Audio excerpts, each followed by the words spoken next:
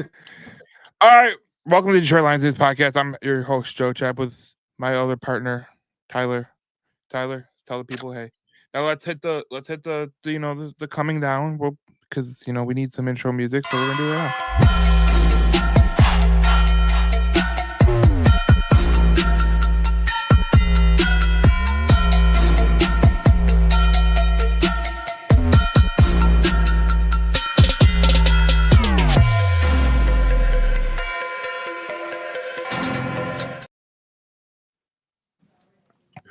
All right, what's up, everybody? This is the Detroit Lions News podcast.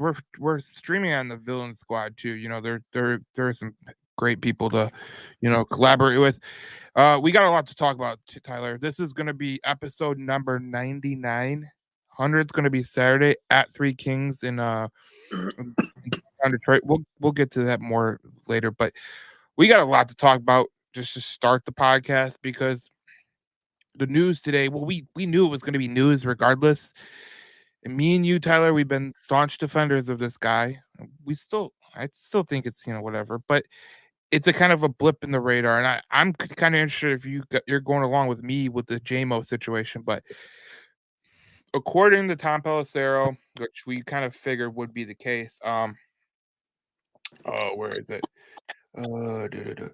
I don't got the tweet, but JMO got suspended by the NFL officially today, and this was his statement. The statement reads, "This week I was notified by the NFL that I've been suspended for a violation of the performance enhancing substances policy. The news came as a complete surprise that I am still trying to understand. I don't take supplements or vitamins, and I'm overly cautious about even taking over-the-counter medicine. At this time, at no time have I ever taken something in an attempt to cheat or look for an unfair advantage. I understand that I am responsible for everything that goes on my body, and I have to take accountability for this instance." He also goes on. He says, "I have nothing but love and respect for the game, my teammates, coaches, the Lions organization, and the city of Detroit. It's disappointing to accept this suspension, and it will hurt me to be away from the team as they prepare for this week, and they will next week against Green Bay. So out of respect for my teammates, this will be the last time I will address this matter." And he says, "JMO." Tyler, I don't know if you caught the Detroit Lions news show that Darcy does on Wednesday nights, but we had Ted Rath on there, and Ted was a former trainer, and we're gonna podcast that as well, but that'll be probably Saturday or Sunday. We want to get the 100th episode, for us. But he was saying that when you're an NFL player, you can go and you can be like, okay, you take a picture of this medicine that you're gonna take or this supplement or something like that, and it's all NFS approved or whatever because it's approved by a certain organization. And if you don't know, you could literally camera it, send it to your trainer or the nutritionist or whatever the case may be, and then they'll check it with the label and they'll still see what's going to happen with what could be a potential stimulant that can get you in trouble. So on one end, I understand this is kind of like this is a total mix up in terms of you know obviously he didn't know what it was, and we still don't know what it was. There's people that speculate about energy and a creatine or an over-the-counter medicine like Sudafed or something like that. I don't know. I don't care. The reality is he's missing 2 games, Tennessee, which whatever, we don't need him for Tennessee, but he's gonna be missing Green Bay, and, that's a huge game for us in terms of the division and everything, and I just think that, man, if you're JMO, this is the last thing you need in terms of what you've been dealing with in Detroit.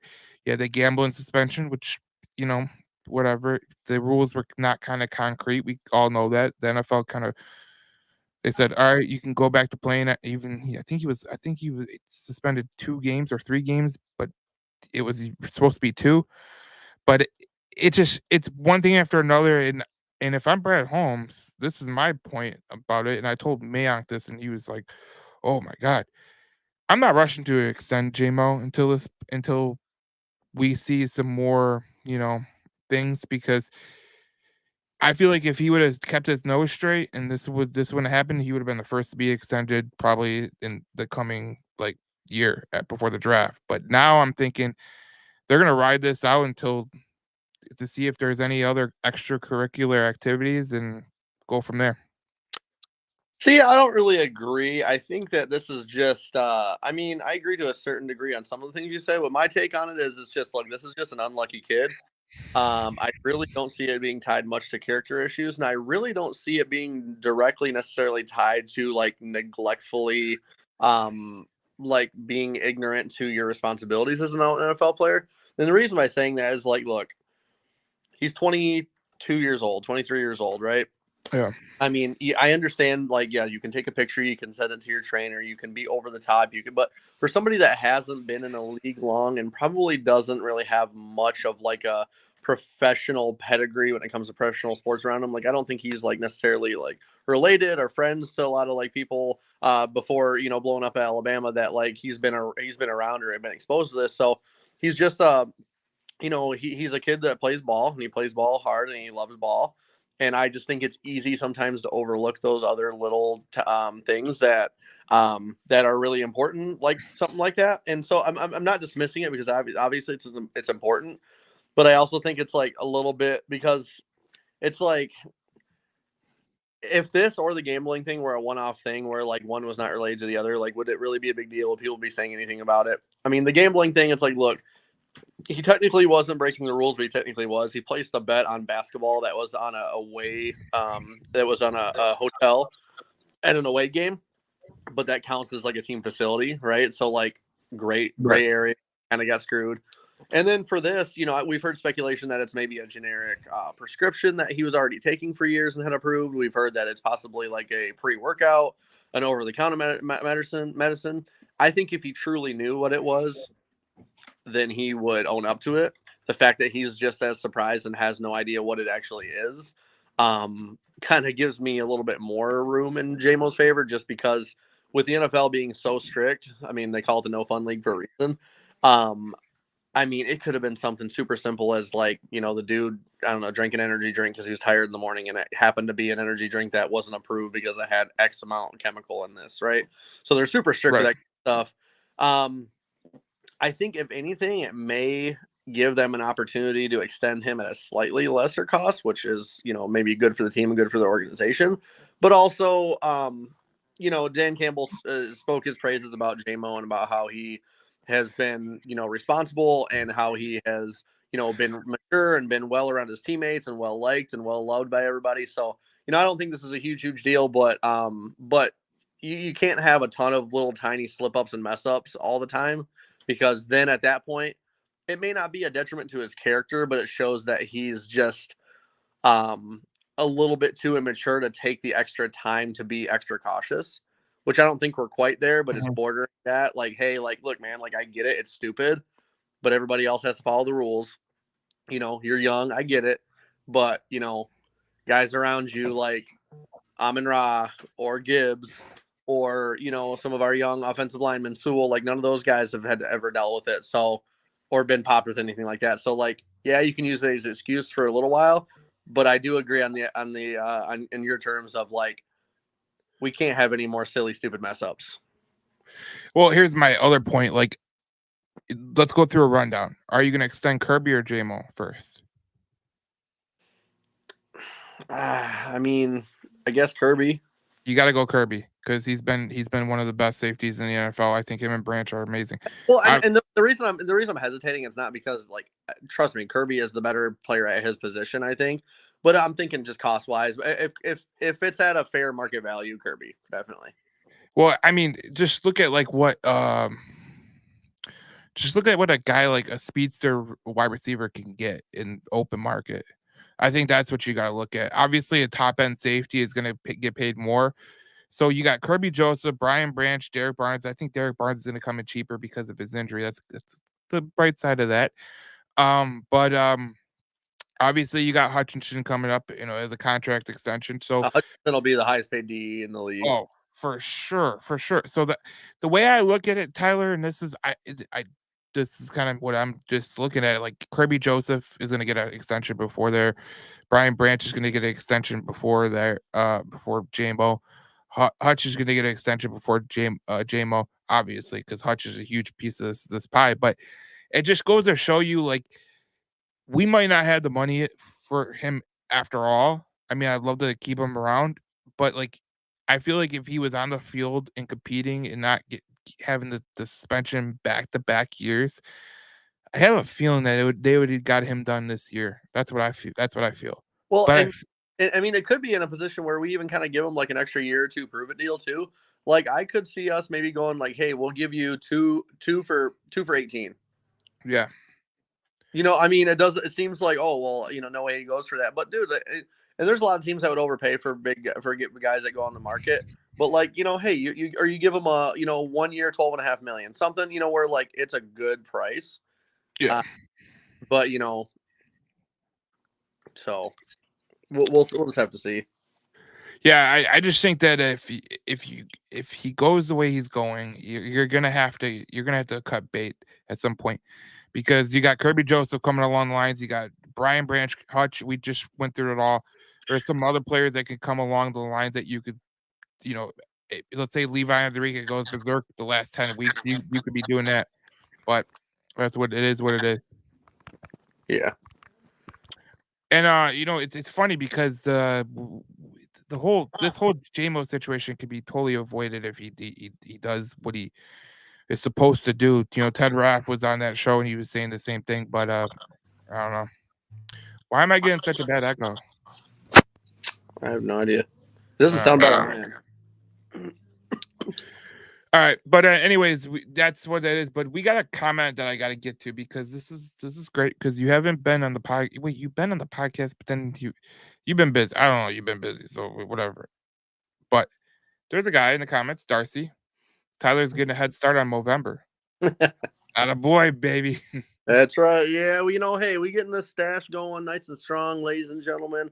Now, I was now me and your girl said the same thing. You're jocking Jake Rogers' stash. He has like the most famous stash in Detroit, so you're trying to become the most famous stash now. But going back to that JMO situation, I'm just gonna say this like it is. He needs to come out in Houston and just light this mother, on fire. Oh yeah, because he has, he needs to do it for sure. He says, yeah. this is how old Darcy is. This is how old Darcy is. He says Burt Reynolds. He said Burt Reynolds. That's not a bad comp though. Hey man, Burt Reynolds played for my Colts, man. Yeah, he did. So Ian, Ian in the comment section, he says, I think it's stupid, like really. And I'm not gonna fault you on that. I think it is pretty stupid. It is pretty. I mean, it could be as simple, but like what Ted Rath was saying yesterday to all of us on the Detroit Lions news show on Darcy's show. Basically, it's very avoidable. So you should be able to go about it the right way. Yeah, so and I don't want to, obviously we don't want to spend too much time on it either, especially if that's something that the team is moving on from. But it's definitely worth being addressed. And I think just like I said, my main point on it is individually these are stupid things, and I think that the NFL's really strict and petty on certain things, and I don't think it's anything to worry about. But it's like collectively, if it's constantly happening and there's a bunch of little things that could be avoided. It's like, you know what I mean? Like, yeah, like a kid talks out of turn in class, right? Gets in trouble, not a big deal. But if he talks out of turn and is doing little shit every day, all day, and he's like a class nuisance, and all of a sudden now he's getting sent to the principal's office every week and getting detentions and getting suspensions, it's a big deal. It's like, quit the shit, Isolated incidents, it's not a big deal. I think both of his incidents that he's been through are petty and juvenile, but at the same time, it's like, I also see from the other side from a professional standpoint of like, dude, if it's so petty and stupid and little, then like, why is it happening to you in the first place? Like, we need to do what we can to tweak it a little bit, tweak you so that all these little bullshit nuances aren't like affecting your ability to play games. Yeah, I totally agree with you. I think the whole thing about it is they gotta move on. Obviously, from where he's suspended 2 games, he's gonna be gone. He's gonna be gone to Tennessee, the Houston game. So that's what's gonna have to happen. But the reality of the situation is, my dog's barking in the background. The reality of the situation is like, you gotta just move on, and they're gonna have to move on in terms of the way that they do things. So it's gonna be fun. But let's talk about the team now. So we're done with the JAMO situation. There's a lot to talk about with the team as well. Obviously, this game this week is kind of it should be a win. I think both of us agree to that. They Well, a have lot of people never, are talking about trap game, right? yeah. Well, it's a trap game because you play Green Bay next week, and you've never beat Tennessee since they came to Tennessee. So that's something that's a streak that you gotta kind of kill. I remember the last game. I remember the last game they played the Titans. It was a season opener, and Stafford hit sticked Wesley Woodyard, which was a hell of a play. The issue was It's like my Marcus favorite Mar- Stafford highlight. what It's like my favorite Stafford highlight. Him trucking the shit out of that dude. dude. It was something to behold because I was at that game actually, and I saw it and I was like, "There's no way he trucked that guy." And sure, shit, he did truck that guy. But that was a game that Marcus Mariota went absolutely freaking berserk, and then Stafford had a crucial interception that he threw. So that, and then Ted Raff, who was on the podcast yesterday with me, Darcy, and Mark Orem, he was bringing us back to the days of I think it was 2010. Sean Hill was starting for the Detroit Lions. They came back. They fumbled a snap at the 1, and Tennessee won that game in Tennessee. So certain things just don't jive well, Oh man. my And gosh, I remember that game, dude. We almost came back from like a crazy deficit. yeah. He said Ted was saying because Ted was on the staff. He was on the Lions training staff at that time. And he was like, we were up, we were down, I think he said 17 points. And they came back, they raced back, and went into overtime. They were driving and they fumbled the ball at like the 2 or 1 or something along those lines. Like that's insane. But Yeah. right now you look at the betting things or whatever, they are 11 and a half point favorite. The over under is 45 straight. So I don't know if you want to take that, you could take that. That's a little bit of a lopsided 45, and then money line for Detroit is minus 800, which is that's massive. I mean, you don't usually see a minus 800 money line in the NFL. Pretty 11 and a half is a lot of points to lay down too. So Yeah, I mean, yeah, I'm not a gambling man myself anymore, but what I see when I see these lines are that it's just stay away from it. oh Stay away yeah, from it. Stay away from oh it. yeah, Take a week break, take a week off. It's just it's gonna be this has the potential to be a very weird game, right? So yeah. and I was wondering your stance on it because I kind of have the same kind of like it doesn't intuition. necessarily mean a loss, but like it doesn't necessarily mean a win either. I just feel like it has the makings of a weird game, right? Like this seems like it could be like one of those weird one-off Lions games where like Mason Rudolph for some reason throws for like 385 yards, Yeah, or like we win off like a 58-yard Jake Bates overtime field goal or something weird. It just seems like it's one of those mid-season weird games. And so, and for those of you who've been Lions fans for long enough, you know exactly what I'm talking about with the weird games. I think for majority of history, those SOL games or the weird games I'm talking about have like fallen on the other side of our favor, so they've fallen against our favor. I feel like as you become a good team and you become better, those weird games like turn in your favor. So it's kind of what I'm hoping for, what I'm halfway expecting. So it'll be interesting to see what it looks like. But another thing on the other side of it is that a lot of teams when they get good is they don't recognize the trap games. And I heard Terry and Arnold talking at the Pistons game last night, yeah, he was and at the Pistons game. Yep. he was talking about like, oh, has the makings to be a trap game. All of us, we really respect Tennessee's defense. We know they have some really good offensive weapons. Like we're not taking Yep. this lightly. We're gonna bust our ass, work hard, and like come in here and like make sure we try to get a win. So it seems like they are understanding what it is, and because I also feel like the same group, right? They didn't feel this way and talk this way though against Carolina a couple years back when they kicked the shit out of us, Yeah. right? They didn't. They were like, "Oh yeah, this should be easy. Like we got this. Like we're gonna steamroll these dudes." They just didn't have the same. And I think that after that happens to you a couple times, you get popped in the mouth and you're not expecting it. It helps you become a mature team to realize that this is the NFL. So any team can beat any other team on any given Sunday, and that's truly how it is. So I think they're taking it serious, and I don't think that they're going to let this one slip away. But we'll see. It's kind of like one of those games where like I think Detroit can win just on talent alone. Obviously, I think they're the more talented team. I think that this could be the makings of a game where both teams kind of maybe the offense struggles for a minute, like it just struggles, and the defense gets off to a bad start. It's all it takes. But this Tennessee team. The one thing I could say about this Tennessee team, they're really good at stopping the run. That's number one. They're really good at stopping the run.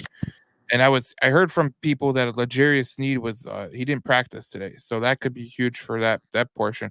Obviously, obviously you don't have no JAMO, so that's going to put a dent in Tim the Patrick and Allen game. Robinson are going to be number 2 and 3 this week. So Yeah, and Sam Laporta is getting back to healthy, so that's good. But I think Detroit has enough talent to obviously beat Tennessee. I think Tennessee's strength is their defense, the defensive line in particular. Simmons, Devondre Sweat, some of those guys, and then hopefully we trade for Harold Landry after the game. right, We'll get to yeah, that in a minute. And hopefully Cody Ashika can like not have to play this week.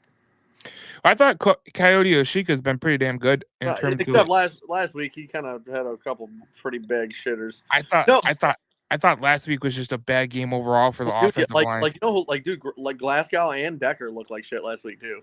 Well, Decker this has not been a great start to the year for Decker.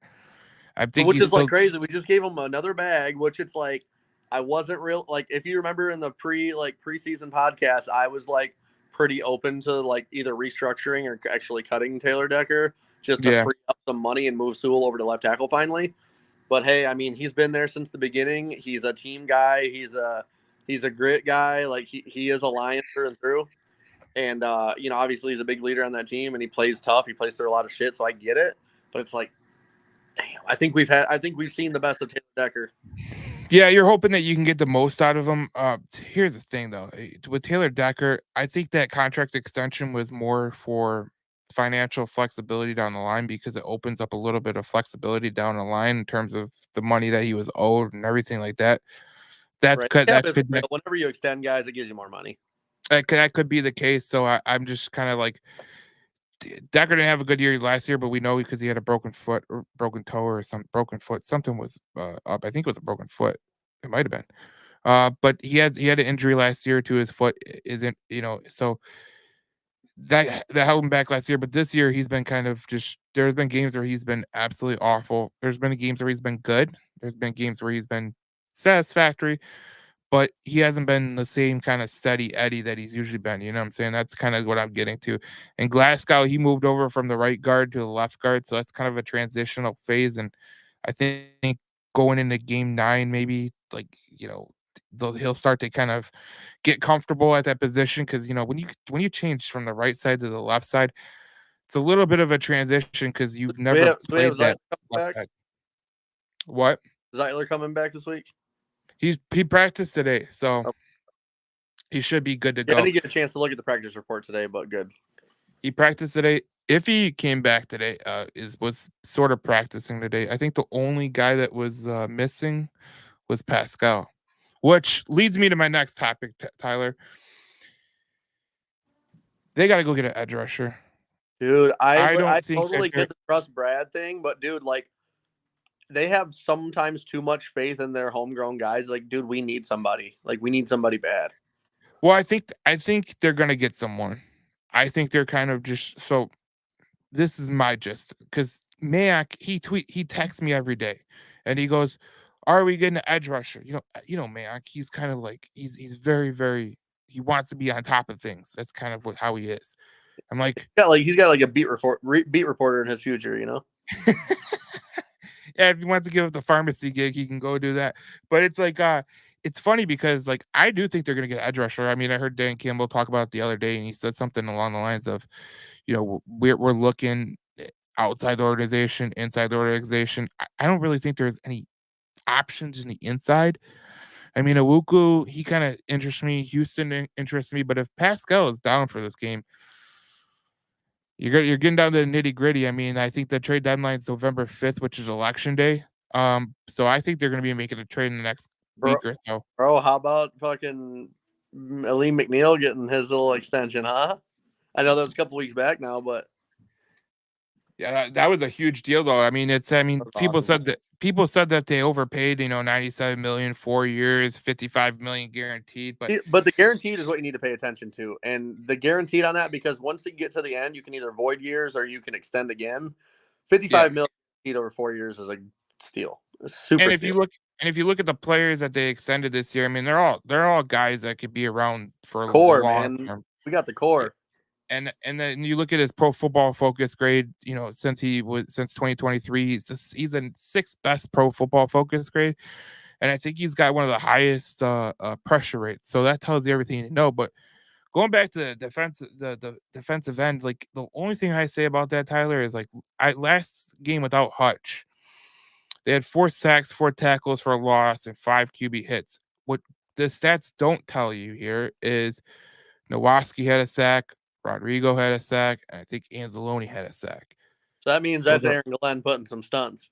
and he blitzed the hell out of Minnesota. He blitzed the hell out of Minnesota. I didn't think he would blitz that much, to be honest, but I think he blitzed 57% of the time. I think that was a telltale sign that like Aaron Glenn, Dan Campbell, they're probably telling Brad, please go get someone. Like we can't keep doing this every week because I mean the secondary is good with with Brian Branch and Kirby Joseph being top 2 in ball hawk rate, but like overall, like man, like they cannot Well, go and forward with this. if Aaron Glenn listens to this podcast, which I doubt he does, but if he ever did, man, that dude would be flipping me off left and right because I've been pretty much praying for him to be gone for the past 3 years. But you know what? I mean, we're doing we're doing what we can. We got a lot of rookies. We're missing a lot of big pieces. We still really haven't got to see Aaron Glenn's scheme with like a full arsenal of players. You know what I mean? So like his dude's cupboards are barren, and he's making some stew out of what he's got left in the cupboards, and he's doing a I'll give him credit. Without Hutch, it's kind of tough. I mean, it's going to be tough. No matter who you get, no one's going to be Hutch. So that's the way it's going to be. But the secondary is a lot better than it's ever been. Carlton Davis is for the amount of yards he gives up. I mean, they're pretty steady back there. I think they're 7th in passer rating. Well, dude, we got two of the craziest ball hawks at safety. Like our safety duo is saving our ass, man. Brian Branch is just unbelievable. I mean, This was the stat. Kirby and This is Branch a have stat they had. what, 8 picks, 9 picks. Yeah, last week was his 5th straight games with 2 pass defenses. That's since the data began collected in 1999. That's tied for the NFL longest streak by a safety. Look, Brian Branch is a stud, man. Like he is literally a stud, and I think that man. Like I remember that day, that draft, Vigor, hugely. Me and you were doing the podcast, the first round. People were pissed that we got Jahmyr Gibbs. We drafted Jahmyr Gibbs so early. They were like, "Why didn't you wait till the second round?" Remember that? Remember that? Oh, Most people don't absolutely. remember I'll that. never forget that draft. That was the biggest foundational draft. And like I said, what we've always said, if you just switch those numbers around, people would have been jumping up and down and freaking been all happy and shit, dude. That was the draft that solidified the lines that we know now. That was huge. Brian Branch, Sam Laporta, Jack Jack Ham- Campbell, Jahmyr Gibbs. Like, that was a really great draft, and I think a lot of people got spooked out about the whole thing about drafting early and this and that. So it was pretty crazy. But Wish Roger Martin would it, be not dog shit, but it's cool. Jordan says, "I hope we rest some starters for a second half if we're up by a couple of scores. Keep them fresh for Green Bay. Don't want to see another Hutch situation happen." That is a good point. You're hoping that you could be up that much and just kind of rest the starters. I But don't but think but they're gonna also remember too, like you can't be playing scared either. Yeah, exactly. Yeah, and you can't rest everybody. So that's the number 2 thing. Like you can't really rest everybody. Like they got 51 people that are going to be on the game day roster. So someone's going to have to keep playing. There's not going to be like this whole you can come out, you can come out, you can come out, you can come out. Hey,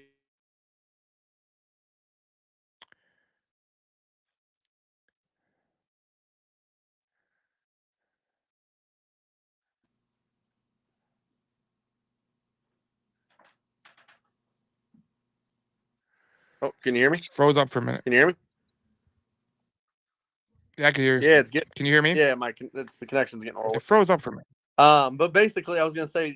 So for those who don't Yeah, know, weird. I live a little north of Joe here, a little north of Detroit. I live about 15 minutes from Saginaw Valley State University. So shout out Trevor Nowaski, Saginaw Valley State alumni. That's pretty cool. All of us around here are rooting for him, so that's pretty cool. Yeah, he's a Canton native too, so he's from around here in Detroit. I don't know why the connection's unstable, but what the hell is going on? All right, it's going back. Anyways, We yeah, love he's a Spectrum, Canton don't native we, too, homie? so it's kind of a good thing that. Oh yeah, Spectrum just does everything great. Yeah, they're kind of a pain in my ass to be honest. Um, yeah, he's a Canton native. You know, I think he's a Canton chief too. So it's good. It's good to see that happen. And so it is what it is. Um, here's something I wanted to ask you because we talked about this before. Am I slowing up or what? Yeah, I'd say we just try to power through Anyways, it. we talked about this before. I don't know if you were. Yeah, we just got to power through it. But I think here's the thing. I think about Jared Goff. This is something I wanted to ask you. You know, we know that Jared Goff is playing at the best football of his career in every stretch of the imagination. Um, you look at it like this, like the among NFL QBs, he's first in yards per attempt at 9.25, second in passer rating with 1.115, second in completion percentage at 73.6, second in yards per game at 268.3, third in first down percentage at 41.4, and fourth in yards per completion at 12.6. I gotta tell you, this guy, he's having a hell of a year, and I'm literally gonna be saying like he should be an MVP conversation. Obviously, he moved up to top 4, I believe, in the betting odds, but you know, you look at some of the stats like this stat, the only players in NFL history have a completion percentage of 72.0, throw 2 TDs and post a passer rating of 110 plus in 4 straight games in a single season. Lions quarterback Jared Goff in 2024 and Tom Brady in 2007. So anytime you can be compared to Tom Brady in that situation, that's a pretty good realm. But the most impressive stat, in my opinion, is this stat. They have 18 touchdowns in the last 4 games, and they have 16 incompletions. So they have more touchdowns than they have incompletions. It's an amazing stat because you think about it like this: like how many times do you take for granted that you know quarterback sometimes he goes 5 or 6 passes without a completion? Like if you watched like the Packers, like I think Jordan Love had 8 plays where he didn't complete a pass. So it's interesting. Yeah, absolutely. I mean, I think Jared Goff has been super exceptional. It's funny that I've talked about a ton of times about how he plays very similarly to Tom Brady. Obviously not on that same upper echelon of one of the greatest ever, but he plays very similar to him. He has a lot of a lot of accuracy, and he pinpoints where he wants to go, and he'll change the play at the line of scrimmage, and he will do his check downs and play action and take his shots accordingly. He plays very similar to Tom Brady. And I think he's obviously breaking out and having a fantastic year. I love that he takes care of the ball and he's very careful with his decisions, and he's just very very efficient. I saw something like in the last 4 games he has a completion percentage of like 87.8% or something close, and that is an NFL record for the most through 4 games. They were talking about it on the Pat McAfee show, so he's getting some love nationally, and he is getting some attention from everybody. And I think he has enough poise to handle it really really well. He's not very arrogant, not very cocky. He's a leader, and hey man, just it pops up all the time. I keep seeing it. It's where they say, hey man, you're fucking good enough for Detroit, and it's the Dan Campbell meme. And it just resonates because it's so true, because it's like he was the throw in, the salary dump, and I think that created a bit of a chip on his shoulder, even though he was a first overall pick. It created some sort of chip on his shoulder and some toughness. And I think he is like taken that and embodied and embraced Detroit as a whole, and like he has become Detroit Lions football, like in a sense, and it's badass. Yeah, the most interesting thing I ever heard was yesterday with Ted Rath. He was a great guy to listen to, and if you guys want to go back, you can go on the page. It's still on the page. So, or you can go to Detroit Lions News Show on YouTube. So just check that out. But we had Ted Rath on there, and Ted Rath was with Jared Goff in L.A.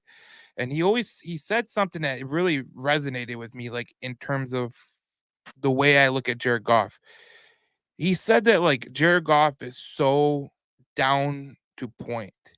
Like he never really gets, you know, he never gets frustrated or gets in the moment. You know how some quarterbacks can lose their Yeah, it composure. doesn't get too low. He's a very steady Eddie. He does what he needs to do. He doesn't show as much emotion as like some of these other quarterbacks, that get, but sometimes emotion, if it can get the best of you, in my opinion. So you want that quarterback that can be, kind of that he's not going to let things phase him. Like if you're a quarterback, bad things are going to happen in the NFL. Like bad things are going to happen. You're never going to have 100% completion percentage rating. Well, he did. So that's that's funny, but you're never going to be perfect. Well, he was perfect against Seattle, but you're never going to have like this where you're just all the time perfect. And the thing that he said about Jared Goff that he was shocking to him was he just never it never phased him. Like the whole thing, being in California, being an LA kid, being in there, it never phased him. And he said, like, with the comparison that Dan Campbell made, because Dan Campbell's been around a quarterback that kind of rewrote his career in New Orleans, Drew Brees. You think about Drew Brees, he's a kind of the same cat. And if you look at their year that you know Jared Goff's having, and you compare it to what Drew Brees had in like 2009, 2010, it's the same exact stats. And like you go through it and you're like, man, this was a match made in heaven because Jared Goff is a perfect guy to kind of rebuild around. That's credit to Brad Holmes because even you, even you, there was a lot of people out there that said, like Hendon Hooker, we're gonna get Anthony Richardson, or CJ Stroud. We were all talking about that draft, and we were like, because people were like, they didn't really believe in Jared Goff, and I was like, I think Jared Goff's gonna be around for the long term because I did think that because I was like, some of these quarterbacks that come out, I wasn't a fan of, but I thought I was gonna be a fan of Bryce Young, but the Panthers are ass or an organization. So I'm glad we stuck with Jared Goff. I'm glad that my intuition about him when he first got here was right.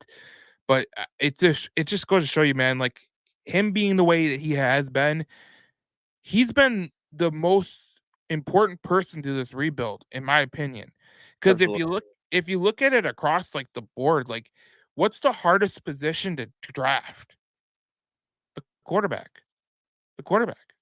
I mean, yeah, you get a CJ Stroud once in a while, but then you also get a Trevor Lawrence, you get a Mac Jones, you get, your boy in Indianapolis, Anthony Richardson, where he's still got to work out the kinks, but you're kind of just throwing it together, and you're like, you never know what you're gonna get with those rookie quarterbacks, like Bryce Young struggling with Carolina. Now he's gonna get to start this week, but it just goes to show you, like, if the most perfect thing that happened with Brad Holmes was that trade with Matthew Stafford, because Matthew Stafford's not gonna be the same quarterback in a year or two.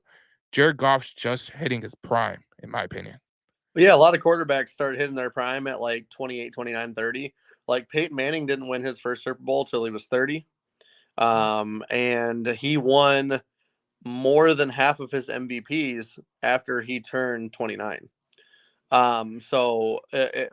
Most people think of like 29, 30 being the back half of your career, and absolutely not for quarterbacks. That is No. when you're absolutely hitting the best and you're hitting your prime years. And I would say for quarterbacks, like 28 to 36 is like just your absolute prime. Like, so Jared Goff is just right to like his best years. And like right now we are seeing the best of Jared Goff, and that may not be true. He may get better, but he's been really damn good.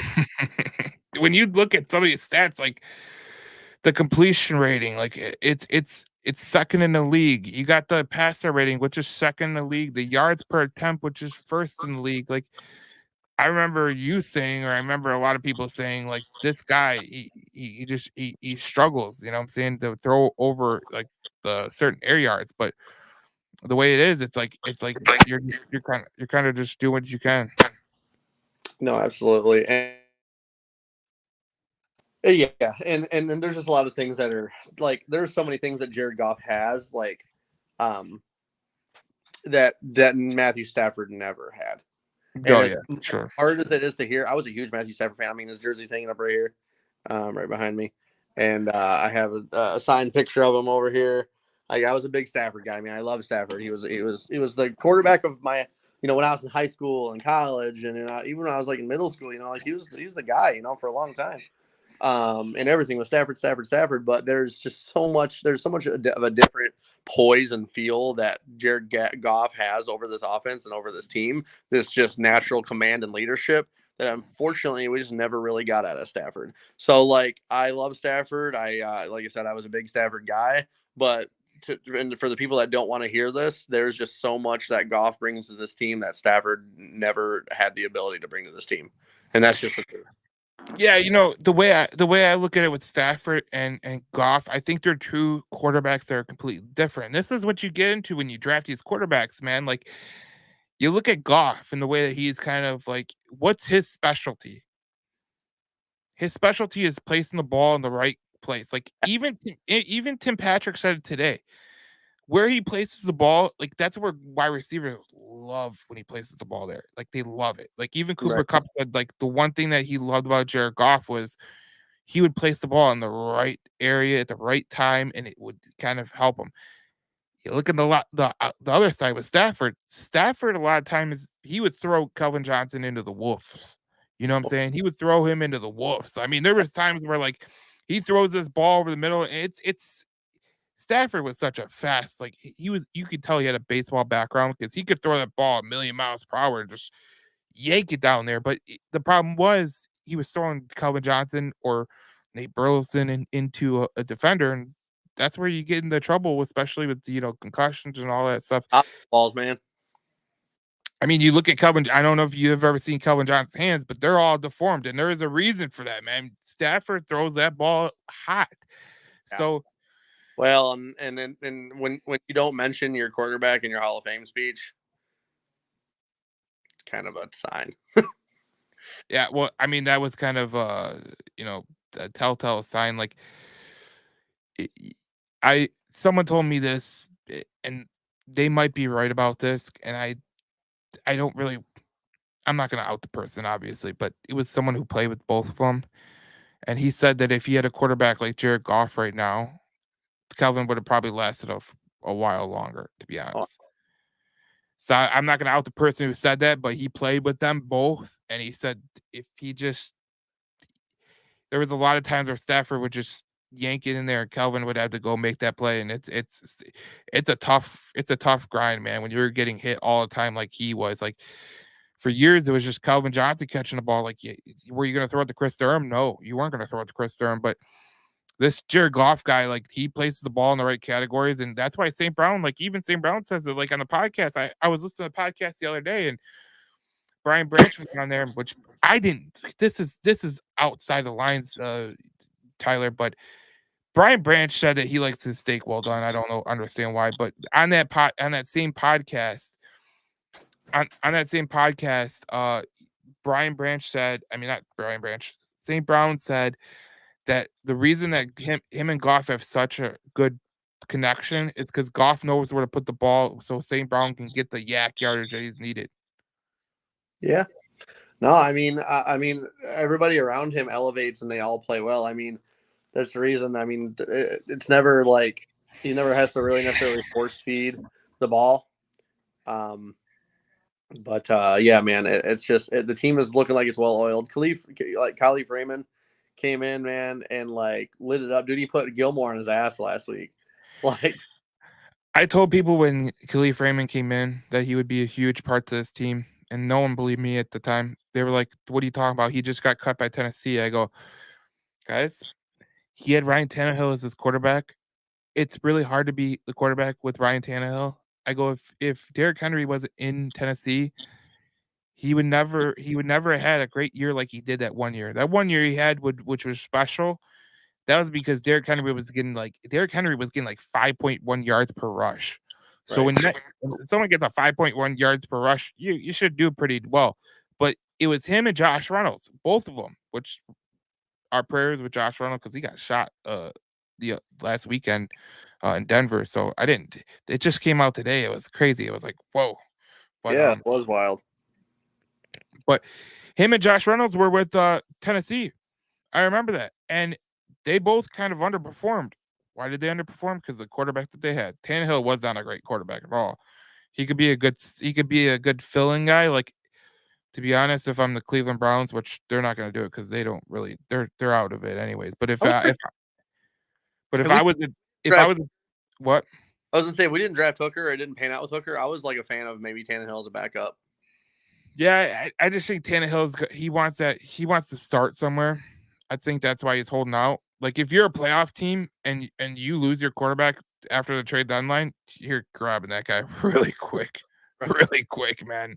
Like if you're like if you're like the 49ers or the Seahawks or someone along those lines, like I you're mean, grabbing. like the Jets, right? I mean, like something happens to Rodgers. I mean, you got an opportunity to have somebody who could keep you afloat. Yeah, I don't think Tyrod Taylor's going to do that. So no, yeah, you're right. You're right. That's a good poll too, because I this is another thing I'm shocked about. So did you know this? Aaron Rodgers has been hit 40 times in the last 3 weeks. 40 times. How do you survive like that? Well, they're all saying Rodgers is washed. He's shitty. Rodgers is washed. It's like when you have a Swiss cheese ass O line, dude. I don't think any. Do you? Those are the probably people. Those are probably the same people that thought David Carr was a bust and he sucked too. It's all about okay. David Carr never had a chance. The guy got sacked 84 times in one season. You can't. There's no quarterback.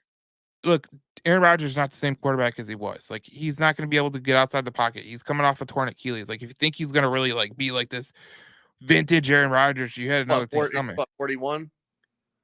What? And he's what, 41? Right. So he's not going to come back and be vintage Aaron Rodgers. What me and Tyler are trying to say is like getting hit 40 times in a span of 3 games. If you did that for if that trend continued for 9 weeks, you know how many times he'd be hit? 120 times. There is no way you're lasting that. There's like no way you're lasting that. Like that's why it's so important. I know people don't like him, Coyote Oshika. Like he's a good depth piece to the offensive line, but you got a good offensive line here in Detroit. You got a good offensive line coach. It could be a lot worse. You could be the Jets, and you could have Morgan Moses as your who's coming off a pec injury, and Tyron Smith, who he should have hung it up a long time ago. He looks nothing like he was in Dallas. Nothing. Yeah, it's hard, man. It's difficult, you just gotta, you know, rolling back to the point where like we're thankful that we have the line. I mean, we can tie it into the line saying we're thankful for the line that we have, and thank God these boys can keep Jared Goff's pocket clean. Because watching Goff working a clean pocket is lovely, but even more so when it breaks down, Goff plays very well against the blitz too. So just thankfully we have a great line, man. It does help things become a lot easier. Now, this is an interesting comment from Joe on YouTube. He says Lions were a Khalif short of the Super Bowl. You know he catches one of the Reynolds drops. And then you know what? I agree with that. I do agree with that because Khalif, there's one thing about Khalif. Me and you talked about it on a couple. We got it. We're going on episode 100, so I don't know what episode it was. I can't recall because it's been, we're going on episode 100, so we're going in the right category. But I don't remember what year it was. It might have been the year that they started out 1-6 and then they went 8-7 down the stretch. But there was a time where he was like getting separation like a mo, like Oh yeah, crazy separation. Like I think there was a couple games where he was at like 11.2 yards separation, which is like insanely like. yeah. He like led the league in separation from a certain while there, which was crazy. And like by a large margin too. Like I think throughout the whole year he averaged like 4.1 or like 5.1 yards of separation, which is Yeah. like absolutely filthy. I mean, Yeah, he's a great player to have as a depth piece, and like I always say, and Tyler, here's where I'm gonna give Tyler credit. We're gonna go back to the preview show, which he couldn't be on because he had something going on. But me, I picked Wingo. Uh, Mayank picked Brandon Joseph as a surprise player, and then Nate who was on. He's picked Soyon Vaki, which hasn't really panned out. But this guy Tyler, this guy right here, he picked Tim Patrick, and I was shocked. I was like, Tim Patrick. I was like, I know he could be good, but he surprise player. Like usually you're picking a guy that could be like a potential game changer. Boy, were you right. man, Boy, were you right. I just the way I seen it, right? Big bodied X receiver. I don't think like Tim Patrick's his talent was never the problem. It was either a combination of it's a combination of terrible quarterback play and just unlucky injuries. Like Yeah. Patrick had a lot of talent. He has great hands. Dude, it's so funny because it's like this dude, like running down the field, he's tall, lanky, and kind of clunky, but for some reason, he just kind of gets open and he just has incredible hands. So, like, just having a 6'6" big bodied X out there, yeah, it's cool to see him making some plays, man. The guy's got some hands. Yeah, and it was interesting because the offensive MVP you had St. Brown, which that's easy. I had Goff, which I'm looking pretty good. Me and Mayank at Goff. I think all these guys could be MVPs. And then the defensive MVPs we had, damn, you had Hutch. He That was, did he not. was well on his way, man. He was well on his way, but me and Mayank had Branch, so we kind of held serve right there. But that's what I'm talking about. Like your surprise player is legitimately like this. He is the surprise player of the year. And so far, like who would you say else is going to be a surprise player for this team? I really can't name one. Yeah, unless like Allen Robinson does something really incredible or something, Yeah, but I think we know what we're getting out of him. Yeah, I think Tim Patrick is more of the guy that's going to be like the I mean, you main. could vouch for guys later down the stretch without Hutch. Maybe there's a guy that pops out as a surprise player, Right. at the D end, or like maybe a guy like a guy that's thrown into it, like Trevor Nowaski. Maybe a guy like that. But that was totally unpredictable at the season's beginning because those guys weren't even on some of those guys weren't even on the team yet. Yeah, Or, and it's so interesting that the people that we had as surprise players. Like I thought yeah, Wingo was gonna be a surprise player. I think he has been a surprise player, but his doesn't pale in comparison to you. Like it does. I was laughing at it the other day because I was going you're through like, our. how the hell did he get Tim Patrick out of Yeah, all? I was like, okay, I'll give you an honest to God assessment. When we were doing the podcast, because you weren't on, because I think you were working later or something along those lines or something like that. And I was like, and Tyler picks Tim Patrick. I don't know why, but he picked Tim Patrick. You probably can go back and pull that, but I was like, Tim Patrick, whatever, go with it. And then sure as shit, like I go back and I go, who said Tim Patrick? And I thought it was like Mayak or you or Nate or someone. I knew it was either you, Nate, or Mayak, and it ended up being you. And I was like, Yeah, that was yeah, that was like really, really well thought well. out, man. Once Donovan Peoples-Jones got cut, I just had a feeling that like a big bodied X could like really thrive. Like, Yeah. you just a guy that just sure hands, big target. So it was pretty cool. So I got something to ask you, my friend. Mm, You, shoot. you need to tell the good people what the hell it's gonna take and how what it may take or may not, and if it's even possible. A lot of chirp about guys like Mason Crosby and Myles Garrett. Oh, Max Take the Crosby. floor, my boy. Oh man. Okay, I just gotta get this comment first from the Villain Squad because we're broadcast on their page because they broadcast on ours and it's all good.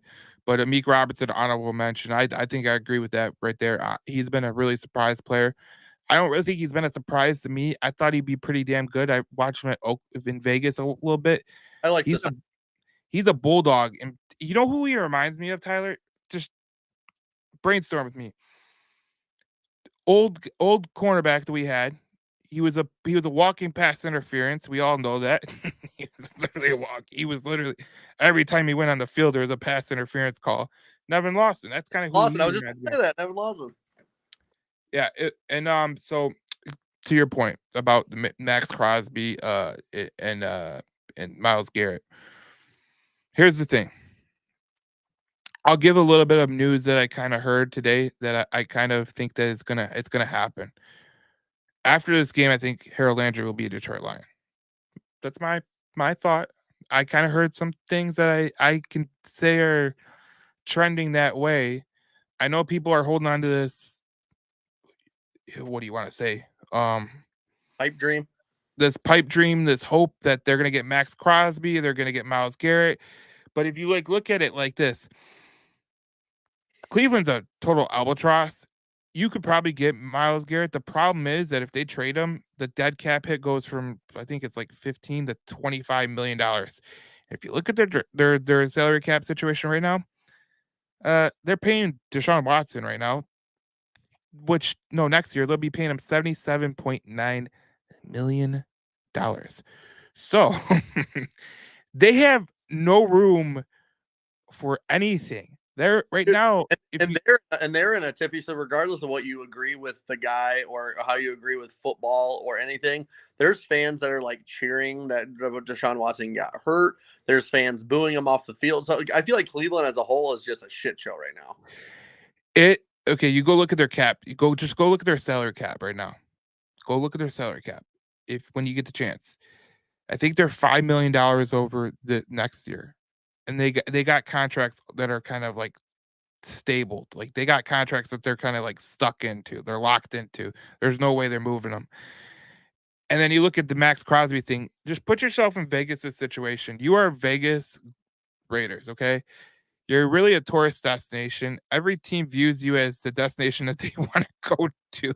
Like if you're going to travel to a away game, Vegas is a pretty good idea. Like Vegas is one of those cities that you go, I'll go to a Lions game. I think me and you could definitely go to a Lions game.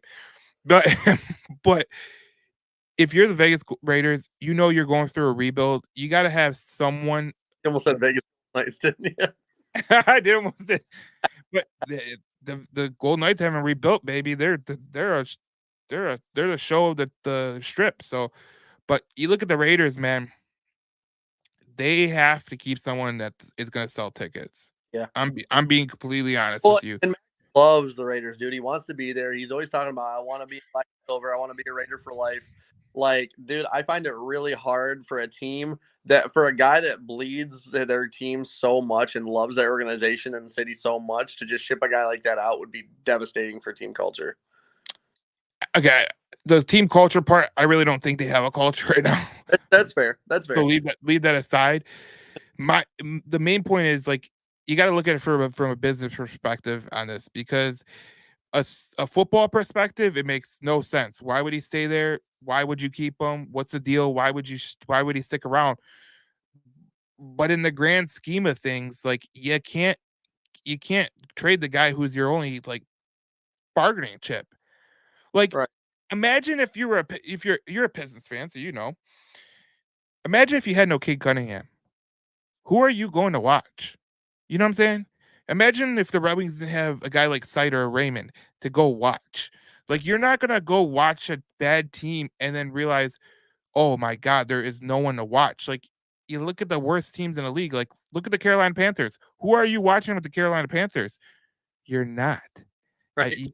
Don't give me Derek Brown. He's not a good guy. He's a good defensive tackle, but he's not the guy you go to watch. You would watch Brian Burns, which is I don't understand what Carolina was doing. But you look at that and you're just like, you need someone that's going to kind of drive the season ticket sales. And then if you I just don't think it's a realistic option this year for Max Crosby. Now, if you get to the offseason and it depends where they fall in the draft and you're going to go draft as a quarterback. Possible and it needs to happen. Like let's flip it onto your shoes if it's your team, right? If Jared Goff if Jared Goff like retired or something, and all of a sudden you had no Jared Goff, right? And like your offense wasn't as good, and we kind of had like say a couple down years as Lions. Would your solution be to trade Aiden Hutchinson? I think no. That's what I'm saying. People don't understand. That is their Aiden Hutchinson. They need that guy to not only be the steward of the new culture that they're going to build, but they need someone to sell tickets, man.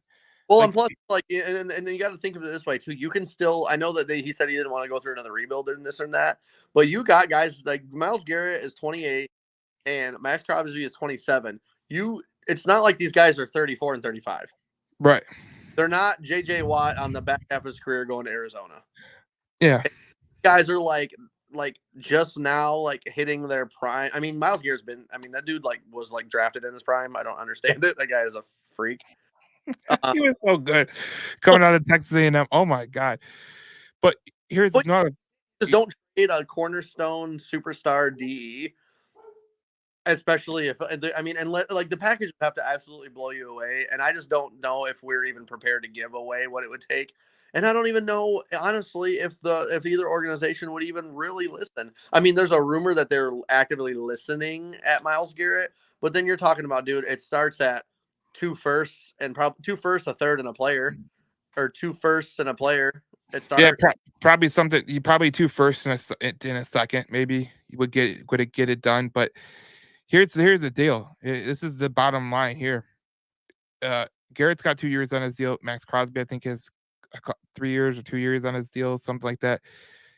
If there was a chance that they were going to trade those guys, it will not happen in midseason. It just will not happen. It will literally not happen because here's where you get into. Let's say you're the Vegas Raiders, okay? Let's say you go into the draft and you're going into the draft and you're picking 5th. What's your bargaining chip? Right. You know what I'm saying? Like if you want to move up, let's say you want Killen Ewers or you want Shadur Sanders or you want Carson Beck, name your guy. Because there's not many good quarterbacks in this draft this year. But name your guy. Like so, Travis, game changer. Yeah, you're gonna. Well, they want a quarterback. That's what they want to do, and I don't really see a quarterback coming the year after. So you better get your quarterback now. I think this year is the year to get your. There's 3 quarterbacks I think that are going to be good, but that's your bargaining chip. You could use those if you traded in the mid season. You don't know where you're going to fall with the chips. So if you do fall in the top 5, like you fall 5th in the draft, and you're like, let's go get, let's. Well, exactly. What would you rather trade Myles? Or I'm sorry, would you rather trade Myles Garrett or Max Crosby for the number 1 or number 2 overall pick, or would you trade a Super Bowl contender and you're going to draft 27th? Well, the way you got to look at it is like, okay, I don't think the team drafting number 1 overall is gonna take Max Crosby on because I honestly don't think that Crosby would go there.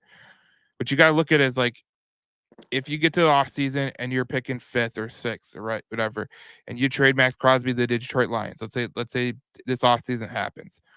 Well, first of all, Detroit's got to have the cap space to kind of maneuver around it. Second part is they could use those 2 first-round picks and kind of push their way up to a team that doesn't need a quarterback. That could say, look, we'll give you a first-round pick this year and a first round next year, and then we'll give you our first-round pick, which is a fifth overall pick, and then we'll move up in the draft. That can kind of be how you bargain it. But these teams that you see right now, the Browns and the Raiders, first of all, I don't think the Browns are capable of doing it. And the Raiders, let's be honest, they have nothing else to offer teams. So this is kind of like their last bargaining chip. The moral of the story is like, be looking at your. Now that Hassan Reddick's back with the Jets, I don't think it'll be him. But look at your Zadarius Smiths, Hassan Reddick's, Harold Landry's. Those are good pass rushers. Carl Granderson, guys, and eyes off Crosby and Garrett. Well, people, and this is what people need to stop. People need to stop thinking that they're gonna get a Hutch replacement. Right. That's the thing that baffles me. Like, yeah, you really we want a Hutch compliment. Do you really think that you're gonna get a Hutch replacement right now? No. Hutch was playing at the top of his game before he got hurt. I know. Let's just go get Myles Garrett. Oh, let's just go get one of the best defensive ends in the last 10 years. The funniest one to me was, you don't listen to Detroit sports talk radio, so I don't expect you to get this one, but you'll laugh when you hear this. Someone mentioned going to get Micah Parsons, and I laughed my balls off, dude. Because, like, you think Dallas Cowboys are going to be like, I Yeah. know Micah Parsons is sick of being in Dallas. I kind of get the gist that he don't want to be in Dallas anymore. But at the same time, you're not going to trade for Micah Parsons. They're in a playoff race right now, so there's no chance of that. But Well, people always say, go get this guy, as if the team on the other side of it is just like, yeah, screw it. I'll give you my best player. Both it's like sides have to agree. it's like men. And you got the trade difficulty set on easy, and you're like, oh man, I'm gonna trade a third round pick for Micah Parsons. I'm gonna trade a second round pick for Patrick Surtain. I'm gonna trade a first round pick for Mahomes. yeah, yeah, yeah. And you're just like naming your price, but like, yeah, that's exactly what you said. So, and I also want to caution people about this too. When you go and you get a lot of these teams are waiting until they lose. And that one guy in the comments, Skip Smith, said, go get Trey Hendrickson.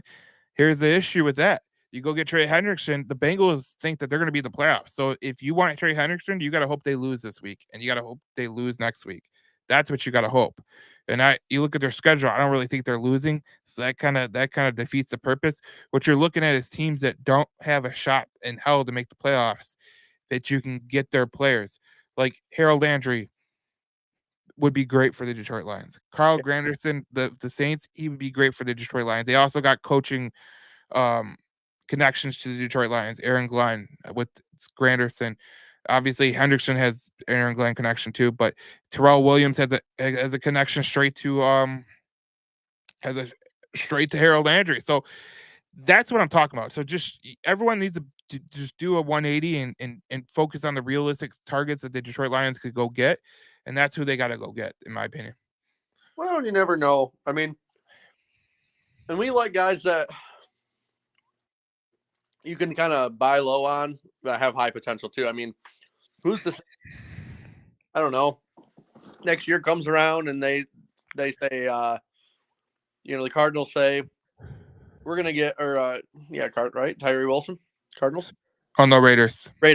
The Raiders go, we're gonna kind of kick the tires on Tyree Wilson. I don't really know if he's really doing what he's supposed to do.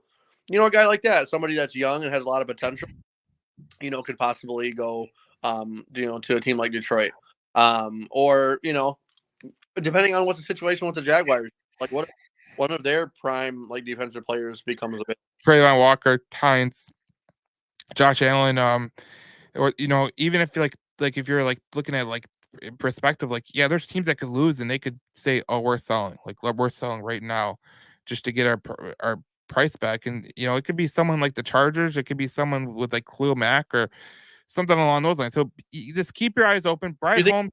Joey Bosa is too far out of reality. Nah, but I think that's another one of those guys that kind of if you got him in a trade, it'd have to be super cheap because he gets injured all the time.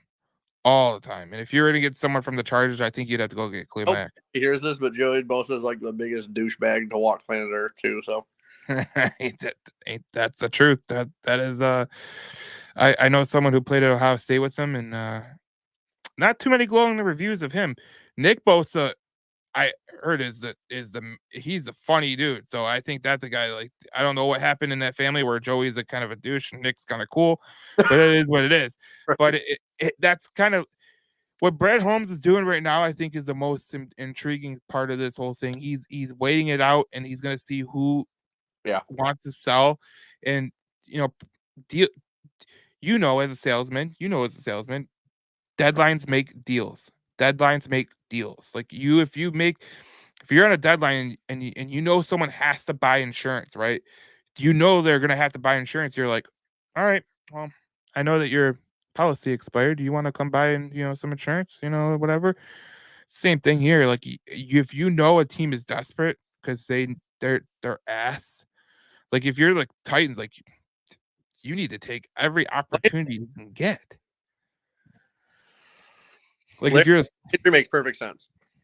Landry makes, I agree with that. Landry makes perfect sense. So it is what it is. I think that's going to be the most realistic option. I think that's going to be the guy that the Lions end up with, to be honest. Well, yeah, man. That was fun. It's been a great podcast, man. I've truly enjoyed it. And this is episode 99. And to the people that are still, so we got episode 100 coming Saturday. And Saturday we will be at We'll be at Three Kings in Detroit, the grand opening. 11 to 6, it will be the grand opening. You come get cards, whatever you want to do. They're doing giveaways, they're doing food and drinks, live breaks. Obviously, a podcast recorded by me, but we got to do that earlier before the DJ comes because he's gonna totally screw it up. Uh, we got the trade night 6 to 9, which is if you got some cards that you want to trade, you could trade them right there. It'll be good. It's at 1414 Griswold, Detroit, Michigan. It's right around the block from the Lululemon store. Right around the it's right by Capitol Park. So if you're downtown, come join us. We'll be fun. It'll be fun. There'll be some food, drinks, and we're gonna put a link in the podcast so you can sign up if you want to do that too.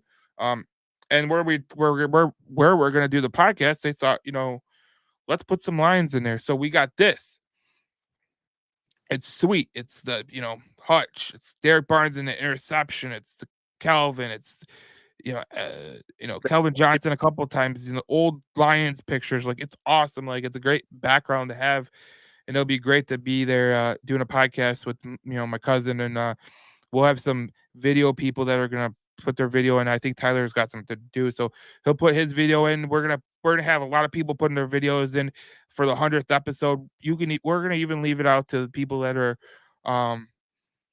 fans of the podcast. They could do videos too. So we'll put the link in the description as well. And it's going to be fun. So episode 100 Saturday, we'll do a deep dive into the Titans and the Lions with my cousin.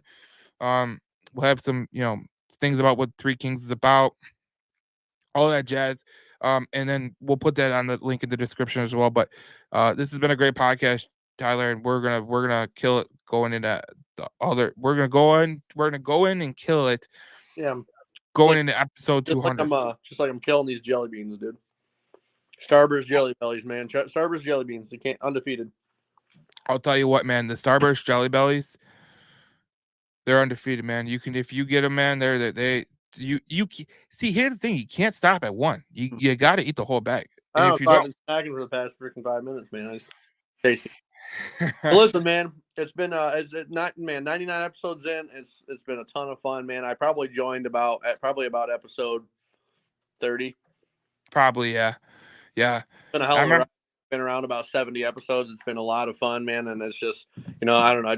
Every time we get a chance every week, man, it just gets more and more fun, and we get more and more of a growing and following. And it's fun following this team, man. Our first year following, it was the last year of the shit stretch era. It's funny because I look at our reviews and I go, okay, well, what's our reviews looking like? And honestly, Spotify, Apple, we're at 4.9. That's pretty good. Hell yeah. Out of, I think it's like 75 ratings, so we're good there.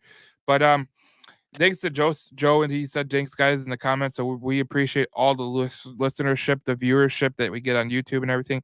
Hell yeah. And we will shout out Joe. And we will podcast this on the Detroit Lions News podcast page. And if you're here, you could go to the you could follow this QR code. It will take you right to the podcast page where you can sign up for, to get notifications for the podcast whenever we put a new podcast down. It'll give you also Instagram link, Facebook link, Twitter link. We got to put your Twitter on there too, Tyler. Yeah, I got a couple guys from my local store here. There was 7-Eleven down the road from me that I go to a lot, and in another place that I'll go, like, sometimes trade games in and stuff, a little like video game store. Yeah. Yeah, the guy, every time I go in there, the guy's like, "What's up, man? Did you drop a new episode yet?" And, like, he follows us, and he's been like, It's been fun. It's been fun, and it's gonna get even better. I personally believe it, especially with the Lions being good and everything. So follow the podcast there. The QR code's on the screen. We got a lot of big things to come, y'all. So stay tuned, man. We got a lot of big things coming. If you're watching it on YouTube, you can just scan the QR code. If you're watching on, if you're listening on Spotify or Apple or whatever, when we drop the podcast, you could go to the link in the description below. So we will do that. But great episode 99. When one to go to 100, and we got many more to go. So let's go. And we have a huge, not a huge game Sunday. I don't really think it's a huge game. I think the Lions will beat them because, honestly, Titans are ass. But we will see you in the next podcast. Now, the following week, that's the huge game. Oh yeah, that Green Bay game, that will be a huge game, and we will definitely be breaking that down next week as well. And then we'll be doing a post game podcast too. So Tyler, you should definitely join us for that one. I know you're busy sometimes on Sundays, but I usually invite everyone to do the podcast because I think it's cool to have a lot of different views, especially if they win or lose or whatever. But yeah. Oh, you dropped off for a minute. Oh, we're But good. all right, all right, all right, all right. We are off, and we will see you guys in the next episode as we talk more Detroit Lions football. And we will see you in the next podcast as we talk more Detroit Lions football. And there's balloons going in the background. What the hell is going on with your thing? But we'll see you in the next podcast. We talk more Detroit Lions football. Peace.